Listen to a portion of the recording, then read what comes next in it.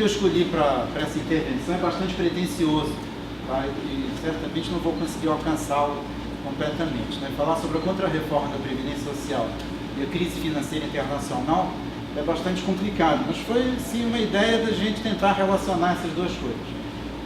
Vou falar principalmente da Previdência Social, que é uma das políticas sociais, né? Não é todo o Estado Social, como falam em Portugal, nem é toda a Seguridade aqui.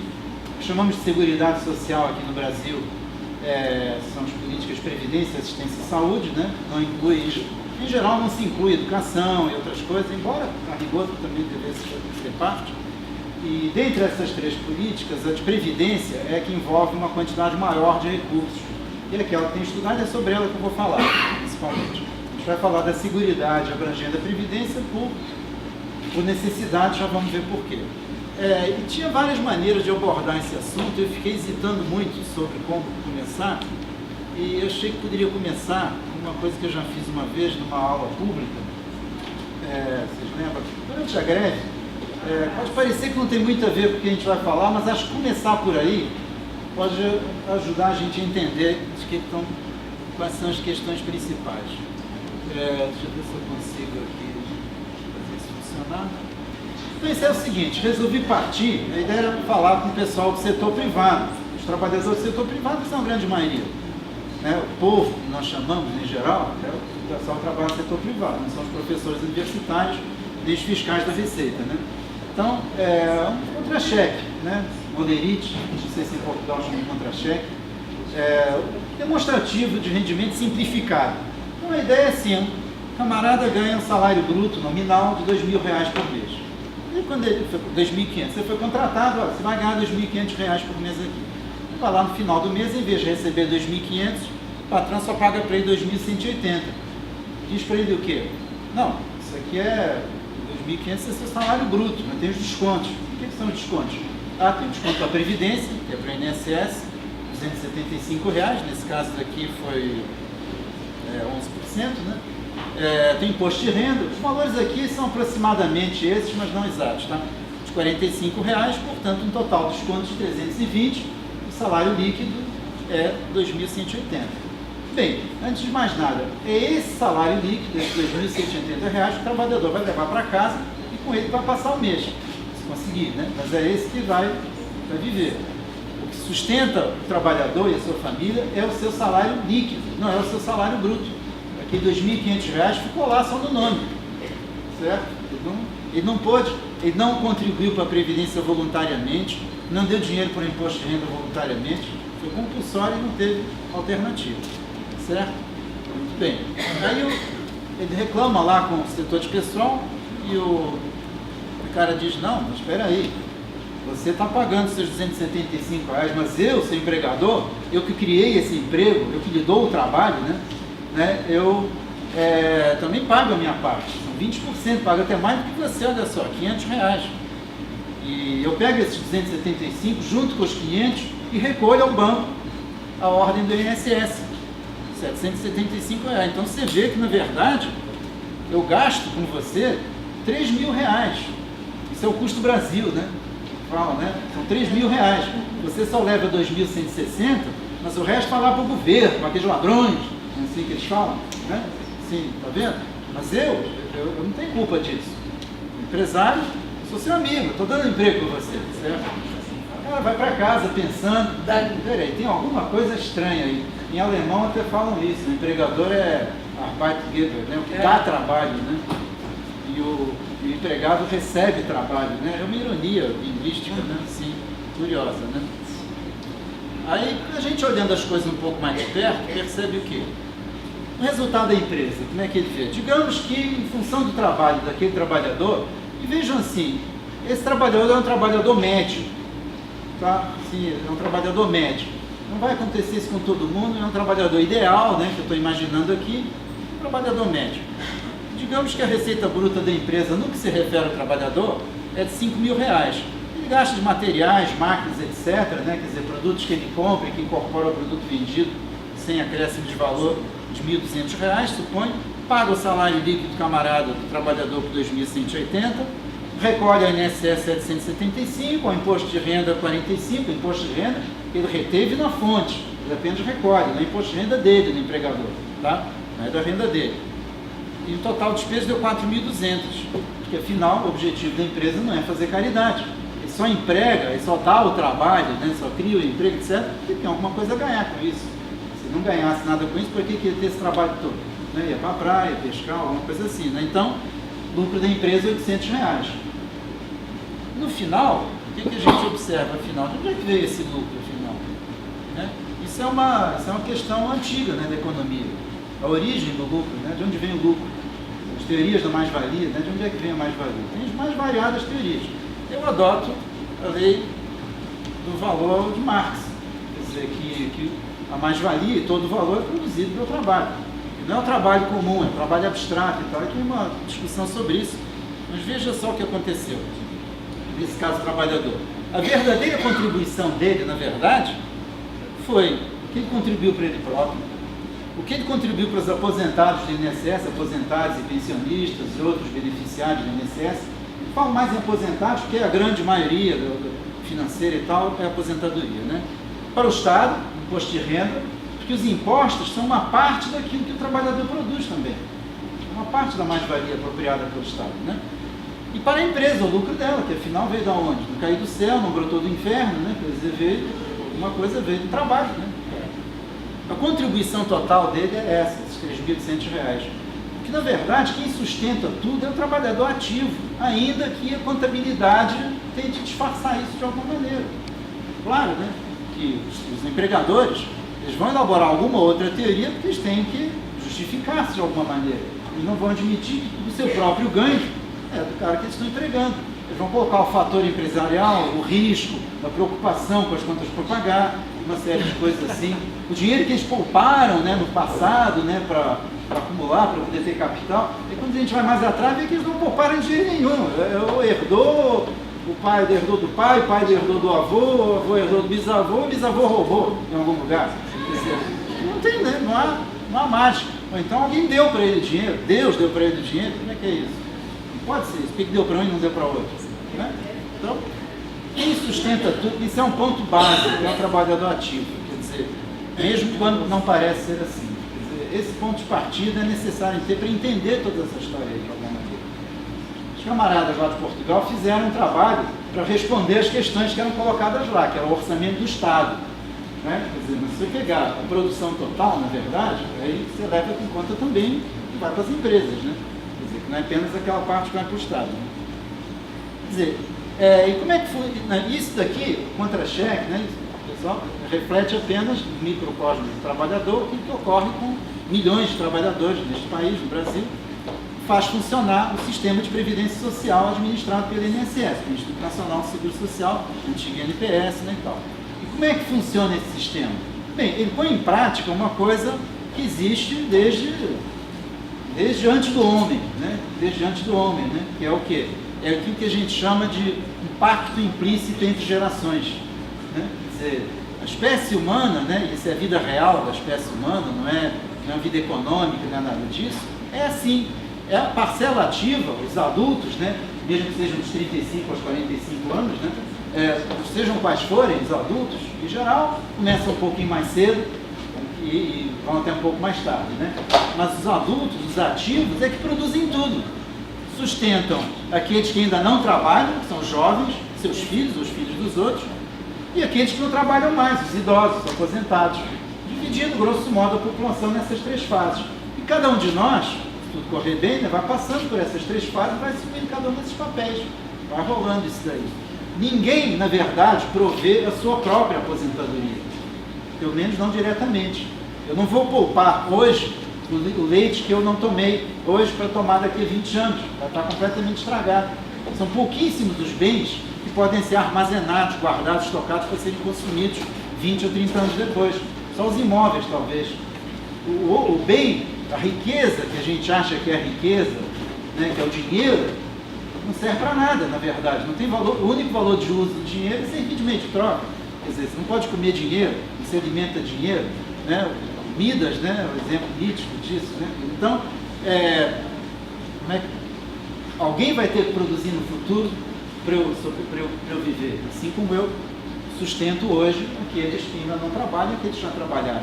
Então, esse pacto implícito entre gerações é que faz a Previdência funcionar, não importa qual o regime de financiamento, se é repartição, se é capitalização, se é administrativo, se é a família que sustenta, etc. Não importa. Na realidade, na vida real, é isso que vai acontecer. Agora, podemos administrar isso de várias maneiras. E aí, então, que vem a confusão. Aí que alguém descobriu que se podia dar dinheiro, não para as pessoas que estavam ali, mas para o famoso capital. O pacto implícito entre as gerações é isso. Os trabalhadores ativos não sustentam a si próprios no futuro. Isso é impossível. Eles sustentam no presente as suas próprias famílias, as crianças e as famílias dos trabalhadores hoje aposentados, né? No futuro, quando se aposentarem, serão sustentados pelos trabalhadores ativos do futuro, que são as crianças de hoje, grosso modo, certo? É assim que funciona. Não importa como é que a gente vai pagar as contas e receber, mas necessariamente vai ser assim. Então, isso acho que tem que ser um ponto de partida fundamental. Desculpem estar repetindo, mas às vezes a gente precisa, né, repetir várias vezes, que parece sair fora da discussão que a gente faz sobre financiamento, sustentabilidade, essas coisas todas. Eu nem gosto muito de falar em sustentabilidade da Previdência Social. Por quê? Porque a Previdência Social é a própria sustentação. Quer dizer, é ela que sustenta, na verdade, as pessoas sustentam umas às outras. É isso que acontece na prática, né? E a gente, às vezes, usa as palavras de um jeito que parece outra coisa. Bem, e como é que... Bem, agora tem várias maneiras de administrar isso. O chamado regime de repartição aplica diretamente essa política. Aplica diretamente como?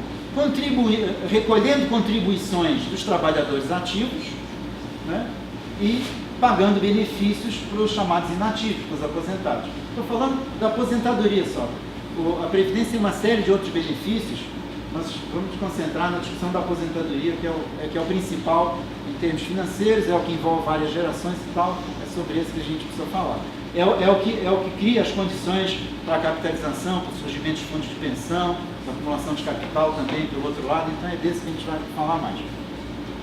Esse é o chamado regime de repartição simples. Quer dizer, os trabalhadores de hoje sustentam os aposentados de hoje, sempre. Não há uma formação de fundo, não existe nenhum fundo previdenciário, ninguém acumula capital, é sempre uma troca que existe no tempo presente, sempre. É chamada repartição simples.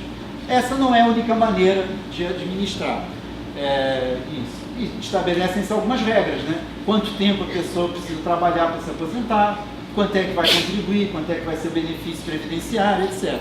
No Brasil, a Constituição Federal de 88 estabeleceu uma série de coisas, a partir dela, né?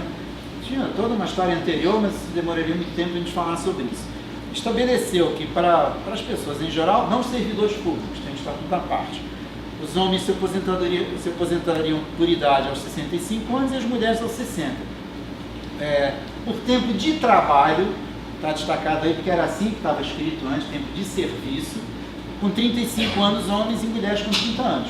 Os professores podiam se aposentar com 5 anos a menos, tanto homens quanto mulheres. Professores de qualquer nível, né? Pré-escola até a universidade. Então, uma mulher professora poderia se aposentar com 25 anos de trabalho, de serviço, tá? Antigamente, hoje não pode mais. Tá? O cálculo do benefício de aposentadoria era feito pelos últimos anos da vida de trabalho da pessoa. Os 36 últimos salários, corrigidos monetariamente, se fazia a média. Qual era a ideia básica? Manter o poder aquisitivo do trabalhador quando ele se aposentasse, certo? Ele progride ao longo da vida, tem os benefícios de produtividade, da sociedade, etc. Então, ele tem direito a manter o salário dele ao se aposentar. Bem, o que acontece com esses regimes de repartição? A Previdência Pública funciona em praticamente todo mundo dessa maneira. Tá? E essas coisas que a gente fala aqui, na maioria dos países do mundo, a discussão é a mesma também. Quando a gente vai trazer, isso falar um pouco mais, quer dizer, não é por acaso que isso acontece. Não é por acaso, né? Parece natural, né? Mas não é tão natural assim. O que acontece com esse sistema? Bem, durante o século XX, em alguns países antes e outros países depois, o fenômeno chamado transição demográfica, né, afetou um pouco o equilíbrio desse sistema, né? Porque essas contas, se aposenta com tantos anos, paga tantos benefícios, recolhe tantas contribuição, é feito de tal forma a haver um certo equilíbrio, né? Quer dizer, que o total das contribuições recebidas dos ativos seja suficiente para pagar os benefícios inativos. E é claro que nunca vai bater certinho. Então, na prática, quando sobra dinheiro, isso é absorvido pelo Estado. E quando falta, o Estado paga. Tem os superávites e os déficits. E assim funcionaram e funcionam muitos regimes no mundo inteiro. A maioria hoje é deficitária. O Estado tem, dentro do sistema de previdência, tem que ter uma verba a mais para poder funcionar dessa forma. E por que aconteceu isso? A transição demográfica é uma das explicações. A transição demográfica é o processo de queda das taxas de natalidade, ao mesmo tempo, simultaneamente, a queda das taxas de mortalidade. A chamada pirâmide etária, quer dizer, aquele gráfico que a gente faz, com as pessoas mais jovens, com a quantidade mais jovens embaixo, e com um ano mais velhas em cima e tal, vão diminuindo, né? Porque as pessoas vão morrendo, né? Em idades variadas, né? Então, é uma pirâmide até chegar lá aos mais longevos, né? Que vai em cima da pirâmide. Essa pirâmide foi mudando. Ela hoje não é uma pirâmide, né? Ela é uma coisa assim. Em 1970, a pirâmide etária no Brasil era assim. Tá? Do lado do azul são os homens, do lado direito as mulheres. Muito mais gente, muito mais crianças do que jovem, né? Porque chega lá em cima. Não é exatamente uma pirâmide, tem esse formato, né? Pois é, mas com a queda das taxas de natalidade, essa parte aqui de baixo vai encurtando. Com a queda da mortalidade, as pessoas vão enchendo mais aquela parte lá de cima. Tá? De tal forma que, vou fazer aqui um filminho, vamos ver se aqui funciona. Eu tenho que deixar o antivírus olhar o programa aqui, senão ele não vai deixar executar. Tá? Aí o que eu passei foi essa pirâmide, um ano após o outro. Olha o que foi acontecendo cada 10 anos. Tá? Isso é projeção, essa posição é projeção para 2050 no Brasil. Certo? Então, vai diminuindo. Se esse processo continuar assim, estamos todos perdidos, né? Porque se parar de nascer gente, não vai haver sistema de previdência que funcione, não vai haver fundo de pensão, não vai haver nada que dê certo. Vai ser o fim do trabalho e o fim da vida humana mesmo. Quer dizer, que vamos todos morrer de velhice muito mais cedo do que imaginávamos. Né? Quer dizer, é necessário que as pessoas continuem nascendo. Né? Quer dizer, nós dependemos da geração seguinte. Nós não dependemos apenas da geração anterior, nós dependemos da geração seguinte. Né? Então, esse fenômeno o que fez? Começou a aumentar os custos com as aposentadorias e a base de contribuição diminuir. Isso foi gerando déficits crescentes. E aí, vieram os salvadores da Previdência. Vai ter pessoal para salvar. Bem, aí tem a parte política, né, paralelamente a isso na história, que explica por que determinadas coisas foram feitas, não outras, né? E exigiria toda uma outra análise, porque isso aí acontece o quê? Mais ou menos nas décadas, começa a aparecer esse problema lá pela década de 70, mais ou menos, começa a aparecer isso. E aí aparece uma solução para esse problema. Qual é a solução? Bem, uma solução seria aumentar a idade para se aposentar, aumentar a alíquota de contribuição, aumentar o aporte do Estado, né, o orçamento da Previdência, pessoas trabalharem até mais tarde, como eu já falei, então já estão vivendo mais tempo, podiam trabalhar um pouco mais também. Poderia ter reformas desse tipo, são as chamadas reformas paramétricas, se mexe apenas nos parâmetros, tá? Poderia ser feito isso. Mas as propostas que apareceram foram diferentes, foram implantadas pela primeira vez por completo no Chile, em 1973, ou pouco depois, na época do governo Pinochet. Tinha que ser, tem um relatório do Banco Mundial que reconhece isso, que só mesmo numa ditadura como a de Pinochet teria sido possível implantar uma coisa daquelas. E foi o quê? Foi transformar o regime no regime de capitalização. E o que é o regime de capitalização? É uma maravilha criada pelo dinheiro, pelo capital. Em vez de você depender dos outros, você depende só de você mesmo. Uma mágica, né? Ou seja, você, em vez de a sua contribuição pagar o benefício do inativo, ela é depositada numa conta. Vai rendendo juros. Certo? Deposita todo mês ali e vai. Quando você se aposenta, você é um trabalhador, mas está ficando cada vez mais rico. Né? Você vai se transformando num capitalista, né? À medida que vai ficando mais velho. Quando você se aposenta, você é um capitalista pleno e passa a viver do rendimento do capital que você acumulou. Maravilha. Não tem problema demográfico, não tem problema, você não depende mais de ninguém, depende de você mesmo, do seu próprio esforço, seu próprio sócio, seu próprio empreendedorismo. Certo? Então, aí você pode, né? Resolve, está tudo resolvido, não é isso? Bem, isso que eu falei aqui, assim, caricatamente, é a defesa do sistema de capitalização que os reformadores, né, os contra-reformadores da Previdência, advogam, se organizaram junto ao capital financeiro e conseguiram, com esse argumento, transformar pelo menos parte dos sistemas de previdência social no mundo inteiro em regime de capitalização. São os fundos de pensão, são as empresas abertas de previdência privada, né, essas coisas assim. E tornar, e capitalizar, e privatizar, porque essas coisas estão juntas, porque esse sistema de repartição é público, só o Estado é que é capaz de organizar uma coisa dessas. Não há uma empresa privada que queira comprar um sistema de repartição, de forma alguma, não vai nunca dar certo. Mas um sistema de capitalização é atrativo para os bancos, para as financeiras, né? Então é privatizável. Por quê? O cara deposita ali, se render, rendeu, se não render, azar dele. Não precisa de mais nada. Tá? E é uma grande ilusão. Agora, a defesa da substituição do regime de repartição pelo de capitalização repousa essencialmente em três pontos, três argumentos. O primeiro é o da justiça. A justiça diz assim: não, na capitalização você vai ganhar na aposentadoria aquilo que você contribuiu com o seu esforço. Entendeu? Então é justo. Não é justo que uns paguem pelos outros. Quer dizer, a ideia de solidariedade, de classe, etc. e tal, não existe no regime de capitalização. Não é necessário haver solidariedade. Tá? O segundo, os problemas seriam um déficit crescente devido à transição demográfica, né? Injustiça, que uns pagam pelos outros, e ainda tem um outro problema, que é a inexistência de um fundo de capitalização, que não é feito, que permitiria investimentos em infraestrutura, para o desenvolvimento do país, etc. Então a solução é o regime de capitalização, que resolveria tudo isso. A equidade, eles não falam igualdade, falam equidade, né? Num regime desse se daria exatamente porque cada um vai ganhar aquilo que depositou no fundo, aquilo que o mercado financeiro lhe der. Então a injustiça estaria resolvida. Não há problema de transição demográfica, porque na cabeça deles, né, não vai haver problema de quantidade de pessoas contribuindo, não, está contribuindo para você mesmo, tá? E ainda forma um fundo.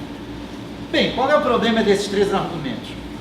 Primeiro, o déficit crescente poderia ser resolvido melhor pelos ajustes paramétricos, se fosse necessário. Talvez nem seja, mas se for necessário, se as pessoas viverem até os 150 anos de idade, talvez seja razoável que trabalhem até os 100, não sei, talvez eles queiram trabalhar até os 120, não sei. Se a gente viver até os 200 anos de idade, não vai ser razoável se aposentar aos 50, a gente imagina. Talvez a produtividade não avance tanto, mas dá para discutir, tem uma discussão social sobre isso e tal, para ver qual é a idade. A capitalização será que garante os rendimentos, mesmo com a transição demográfica? Isso é uma grande ilusão, porque é claro que não. Porque esse argumento da capitalização repousa na ideia de que haverá sempre um mercado financeiro à disposição para remunerar aquele dinheirinho que você colocou lá na conta. Quem disse que isso é verdade? Quer dizer, aquela mesma taxa de juros. A tendência decrescente à taxa de juros é real. Hoje em dia as taxas de juros, né, de lucro, então, na economia capitalista, são mais baixas do que a gente tinha 30, 40 anos atrás. Bem mais baixas. Quer dizer, essa tendência existe mesmo. Tem razões estruturais para isso, que é a mudança na composição orgânica do capital e tal, não tem jeito. E depois, se não houver gente para trabalhar e para produzir, não vai haver dinheiro que resolva isso. Ninguém vai comer dinheiro. Então, não tem como. Se a transição demográfica é um problema de fato, talvez ela não seja, se ela é um problema, vai ser um problema para qualquer regime. No regime de repartição, ela aparece mais nitidamente. O de capitalização está escondida por trás do mercado financeiro. Vai aparecer como? Na forma da queda da taxa de remuneração dos seus rendimentos. Até eles ficarem negativos e você perdê-lo todo. Até os ativos do fundo de pensão que você aplicou desaparecerem, como aconteceu na crise financeira, que é o que a gente vai falar. Que atrapalhou bastante os planos dos privatistas, certo? A injustiça, essa aí é uma questão ideológica até, né? Claro, quer dizer, uns pagarem pelos outros, afinal é tão injusto assim. Mas se a gente olhar um pouco mais de perto, vai ver que, na verdade, não há apenas um pacto implícito entre gerações. Há um pacto implícito na própria geração, né? Afinal de contas, nenhum de nós é um Robinson Crusoe que produz tudo que precisa para a sua sobrevivência. Todos nós dependemos uns dos outros, né? Todos somos ativos no nosso emprego, no nosso trabalho, e ativos nos outros. Quer dizer, então todos dependemos uns dos outros na vida social, cada vez mais isso aí.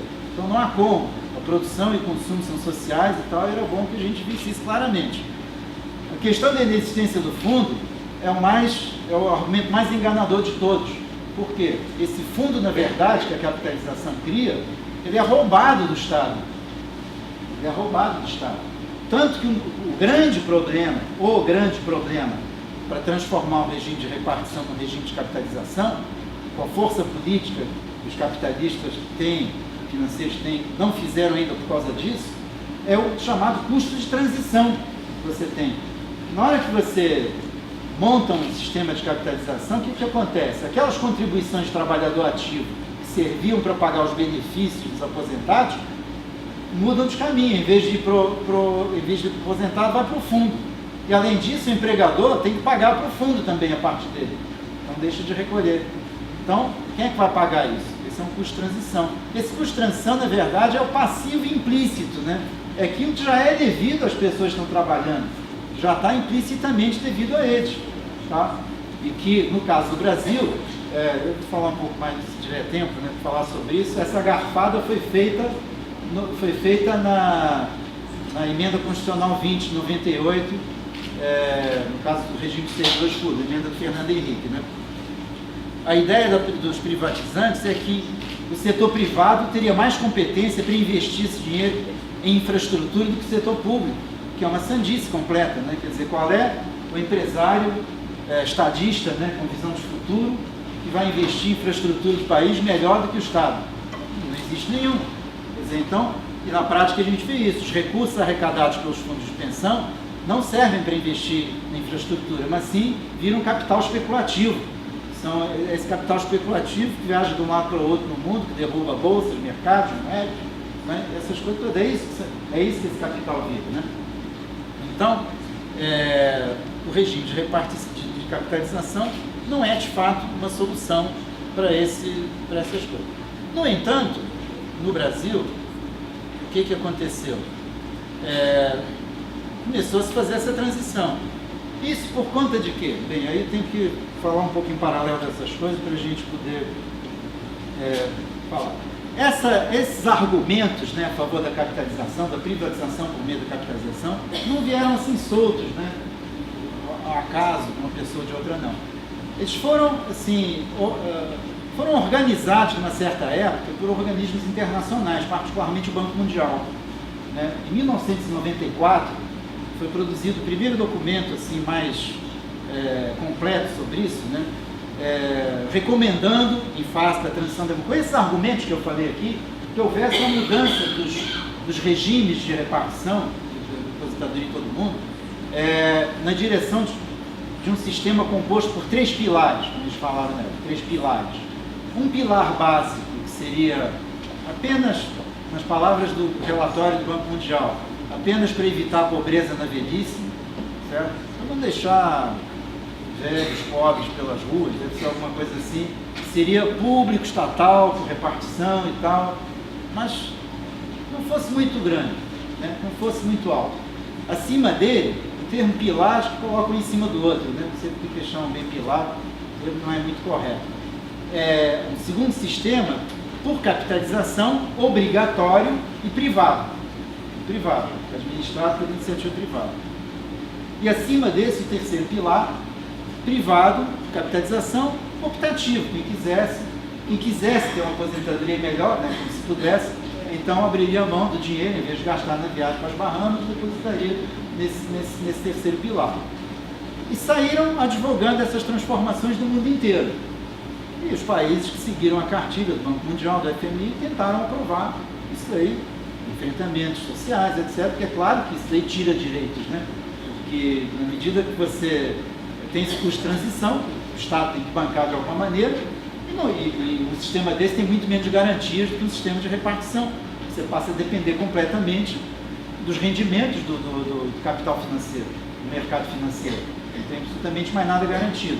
Alguns sistemas se fizeram na modalidade que chamam de benefício definido, quer dizer, garante o benefício definido, né, no final.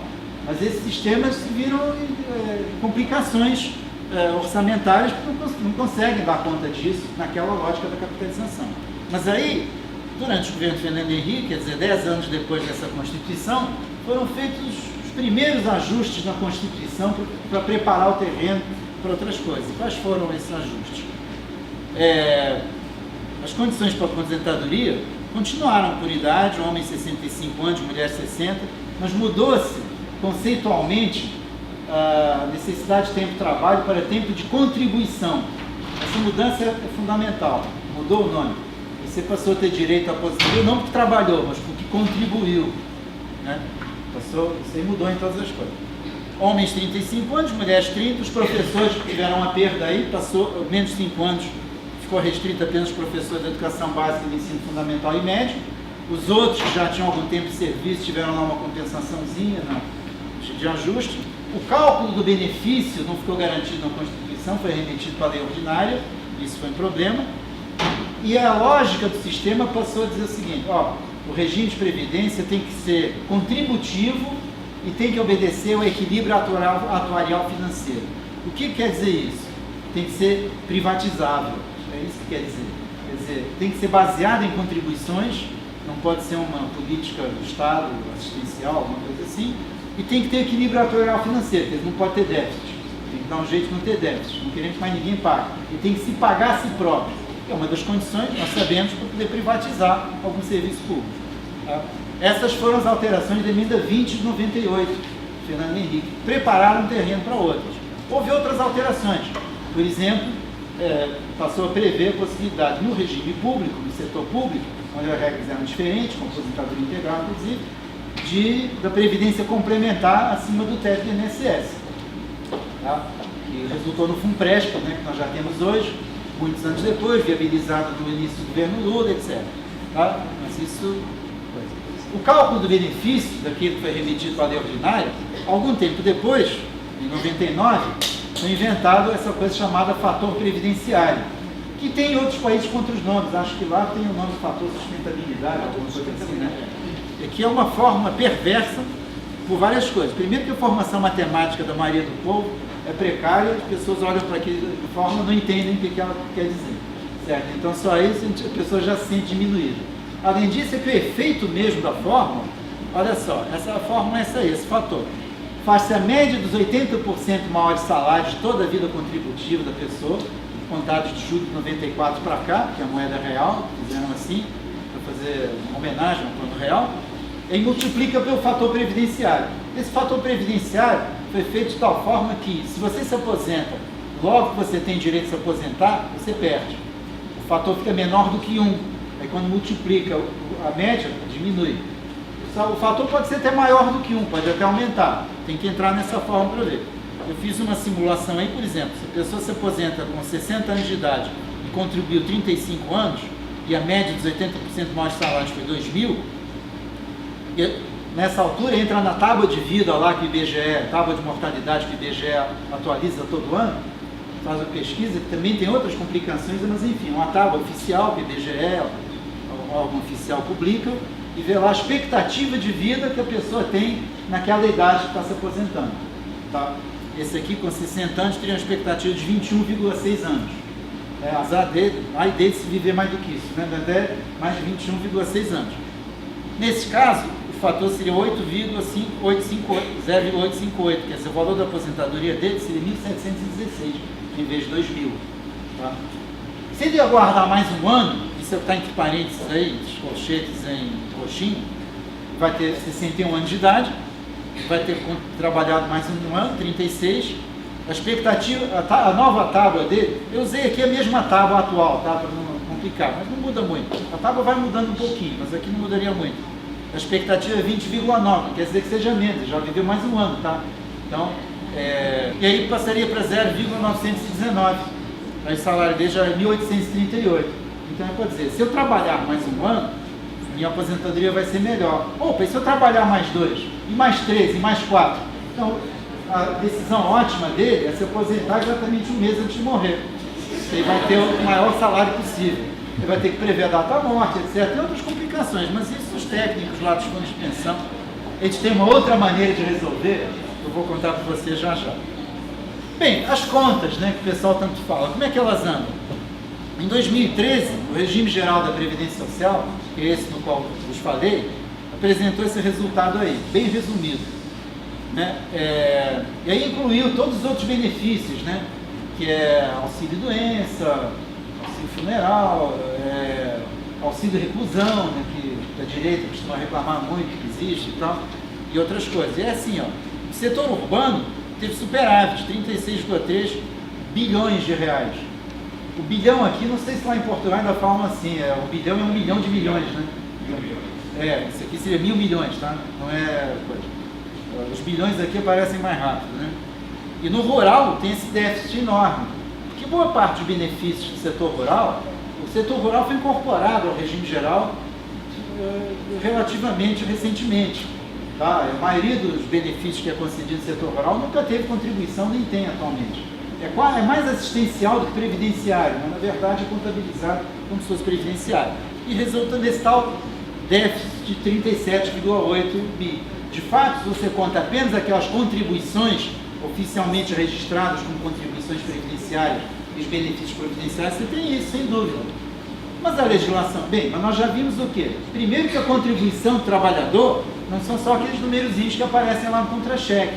Tem toda outra contribuição que vai para o lucro do patrão, depois deve tirar um imposto de renda e tal. Tudo aquilo, a verdade, que vai de imposto para o Estado, é uma parte da mais-valia extraída do trabalhador, não tem jeito. Então, mesmo esse déficit que é coberto aqui pelo Estado, foi pago pelos trabalhadores.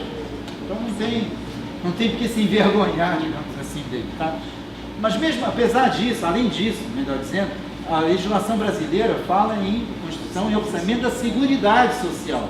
Na Constituição de 88, foi estabelecido o quê? Que a Seguridade Social, Previdência, Assistência e Saúde, teria um orçamento separado do orçamento fiscal. Teria vários tipos de contribuição para dar conta de todas essas despesas. Na prática, isso nunca foi executado. Até hoje, o orçamento da União é apresentado do orçamento fiscal e da Seguridade Social, juntam os dois. Então, eles ocultam, não dá para saber o que é. A Anfip, a Associação dos Fiscais da Previdência, faz um trabalho todo ano, que é a análise dessas contas, detalhe e tal, destrincham esse negócio e mostram para a gente como é que seria esse orçamento. Tá? De 2012, e tem 2011, 2012 e 2013. Eu fiz esse resumo do resumo que eles fazem para mostrar como é que ficaria a Receita da Seguridade nesse período. Tá? Então os números, né, vocês podem ir olhando aí enquanto eu falo, tá? Para ver bem. Mas é assim, 2011, a Receita Previdenciária, tá vendo aquela lá que estava do outro lado? E embaixo como despesa tem a despesa previdenciária, de fato ela é maior do que a outra. Agora, as outras receitas, COFINS, a contribuição para o financiamento da Seguridade Social, uma contribuição, não é um imposto. CSLL, contribuição social sobre o lucro líquido. As contribuições do PIS, né, Programa de Integração Social, e PASEP, que juntaram há muitos anos atrás. E outras contribuições que entra até parte da arrecadação das loterias, uma série de outras coisas entra aí, tem várias fontes de receita da Seguridade. Daí esses totais que vocês estão vendo aí, em 1.000 milhões de reais, em bilhões de reais, foi 651 bilhões no ano passado. O total de despesas da Seguridade, da Previdência, é o mais alto, como vocês veem, é de fato o mais volumoso. A saúde, 85, assistência, 64. Outras, tinha aqui gastos do FAT, né, e outras coisas aqui, 50. Bem, resumindo, há um saldo positivo da Seguridade Social. Quer dizer, mesmo nesse quadro legal que nós temos aí, não há déficit da Seguridade, há superávit. E o que é feito com esse superávit? Ele compõe aquele tal do superávit primário. Sabe aquela coisa que o governo, que o candidato Lula em 2002 na Carta aos Brasileiros garantiu que ia manter o superávit primário para pagar os juros da dívida, né, e tal, e vem mantendo até hoje? É isso. O Estado brasileiro, a União, arrecada mais do que gasta. Esse é o superávit primário. Só que tem que pagar os juros daquela dívida impagável, certo? Que não é para ser paga mesmo, é só para pagar os juros. E os juros são maiores ainda do que esse superávit, então a dívida vai aumentando. Uma situação que evidentemente não tem saída desse jeito. Tá? Quer dizer, longe de ser um peso para o Estado, visto por uma outra ótica diferente do que vocês fizeram ali, a Seguridade Social ajuda o Estado a pagar os juros, certo? É isso que está sendo feito. Esse saldo em relação ao PIB é 1,6% do PIB, né, mais ou menos a mesma ordem de grandeza. Tá? Então tem isso daqui. Do lado dos servidores públicos, o que acontece? a situação é bastante diferente. Isso eu vou alugar vocês um pouquinho sobre isso, porque isso é bastante importante. Tem muito servidor público aqui, muitos vão ser servidores públicos. Nós não somos tão vagabundos assim, tão gastadores, tão perdulares, tão marajás quanto parecemos. Tá? Eu, pelo menos, nunca me senti assim. Ganho pouco e tal, mas enfim, deve ser uma exceção. Os outros devem ganhar muito, então é por isso que o Estado está sem dinheiro. Né? O que acontece com o regime de servidores públicos? Ele não era nem de repartição, nem de capitalização. E isso, às vezes, é ignorado pelos próprios teóricos, estudiosos do assunto. E esquecem que o regime próprio dos servidores públicos era um regime diferente. Era um regime administrativo próprio. Não tinha regime contributivo nem equilíbrio atuarial financeiro. Não havia contribuição para a Previdência Social do servidor público. Há uma folha de ativos e uma folha de aposentados. E o Estado pagava ambas, simplesmente. Na verdade, ninguém produz. O servidor público é mantido com os impostos, né? O salário, os trabalhadores, né? Da indústria, do comércio, né? Comércio, não diria, do setor primário, secundário e tal, que sustentam os servidores públicos. Né? O serviço público só tem despesa, não tem receita nenhuma. Não faz sentido falar em déficit, em superávit na previdência do servidor público. Não fazia, pelo menos. Passou a fazer quando uma das coisas que foi mudada na emenda 2098 foi obrigar o regime próprio a também atender ao contributivo e ao equilíbrio atuarial financeiro. Ou seja, de uma penada, de uma canetada na lei, se diz o seguinte: não, agora os ativos têm que contribuir, e essa contribuição tem que ser suficiente para pagar os inativos. Uma lógica assim que não existia em lugar nenhum. E aí, como você tem uma quantidade enorme de aposentados do serviço público em relação à quantidade de ativos, por causa da política geral para o serviço público, que foi de não contratar, de terceirizar uma série de coisas, né, de privatizar uma série de serviços públicos e tal, não vai dar certo nunca, né? Quer dizer, porque essa parte da contribuição dos ativos não vai ser nunca suficiente para pagar os inativos. Então parece um rombo da previdência dos servidores. Esse rombo surge de uma nuvem, de uma coisa meio nevoada, que é exatamente essa transição que foi feita do regime próprio, administrativo, mesmo empregador é que pagava o ativo e paga o inativo. As pessoas dizer que o empregador não tem mais obrigação de pagar o inativo. Quem tem que pagar o inativo agora é o ativo, uma partezinha do salário dele. Não vai dar certo nunca. Não, o regime transformou por decreto esse regime administrativo num regime de repartição já falido a partir da nascença. Quer dizer, e aí começa a exibir esse rombo como privilégio dos servidores públicos, um absurdo e tal, mostra os altos salários, esquecendo que os salários dos serviços públicos são mais altos em geral do que a média, porque a qualificação dos servidores públicos em geral é mais alta, do setor privado, uma série de outras coisas. Não é a aposentadoria que está fazendo isso, a vida ativa já é assim. Essas aqui são as contas atuais, 2011, 2012, 2013, aqui também 2005, para ver como é que isso foi evoluindo.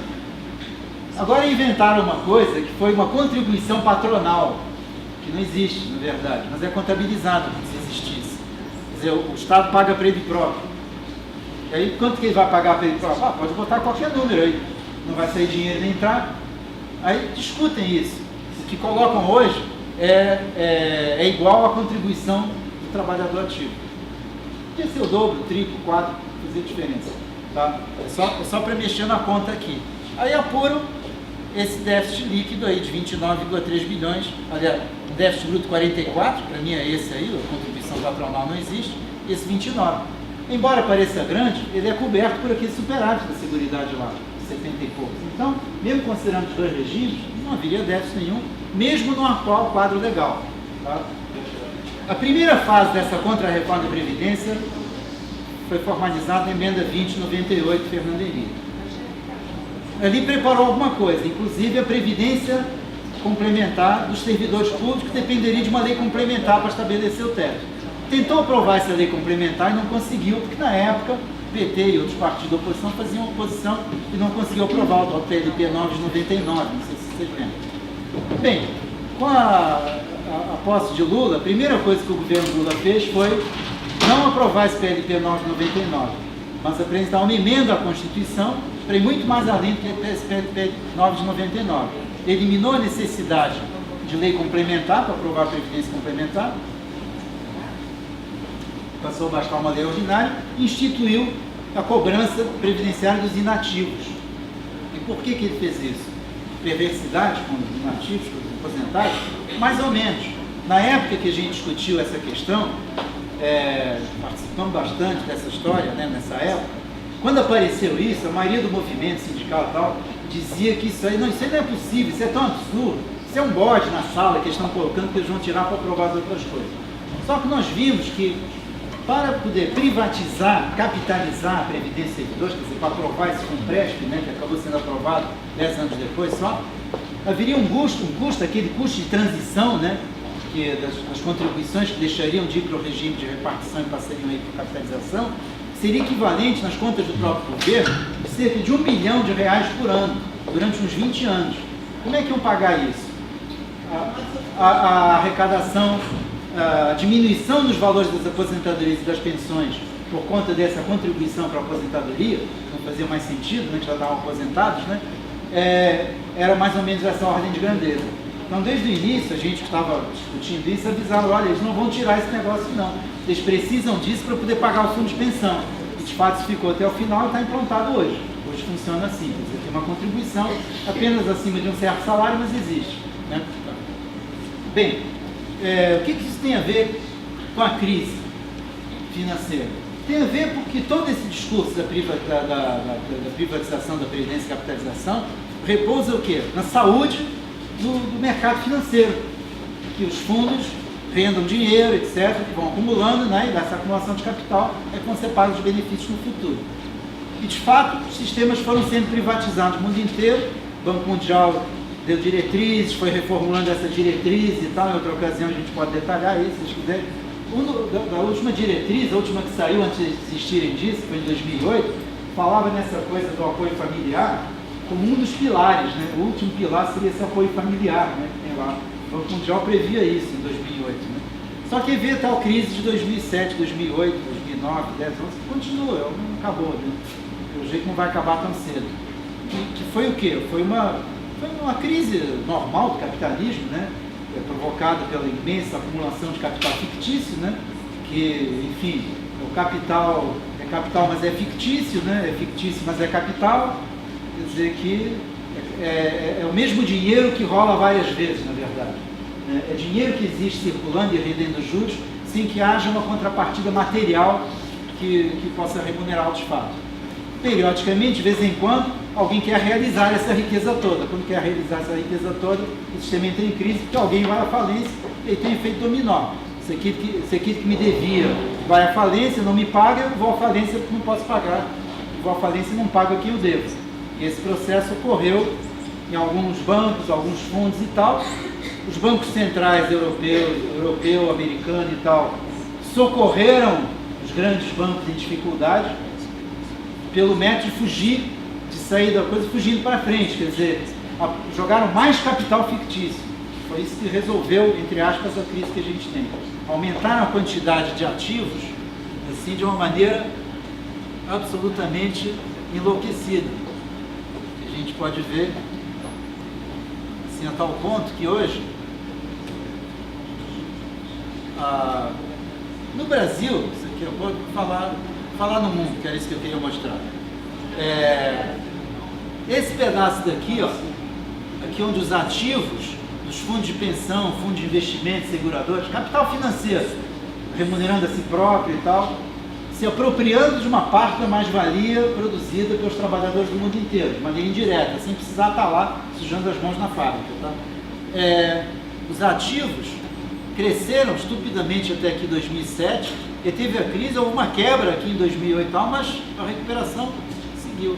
Aí vem esses 30, 24, 21 trilhões de dólares, né? São essas massas de capital que estão por aí, rendendo juros, nos sugando, né, todos nós, existem de alguma maneira. Quando é que isso aí vai desabar de novo? Isso é a única coisa que eles não sabem, mas sabem que vai desabar alguma hora. Criaram até um novo organismo internacional, um tal de Financial Stability Board, agrupando o FMI, o Banco Mundial, o Banco Central de outros países, para tentar segurar um pouco essas coisas, mas eles mesmos não estão sabendo como fazer. Esse modelo está se esgotando de fato. A discussão é... Então, o que aconteceu? Nesses últimos anos, houve um refluxo nesse processo de privatização, quer dizer, os agentes que estavam insistindo nessa privatização estão um pouco escondidos, digamos assim. Não tem como fazer propaganda de um bom rendimento de fundos de pensão. E vários fundos de pensão perderam muitos ativos por conta disso. Qual é a tática que utilizam hoje? Enfraquecer os sistemas públicos. Diminuir a despesa dos sistemas públicos para fazer as pessoas voluntariamente quererem aderir à previdência privada. Essa é a tática que está sendo usada.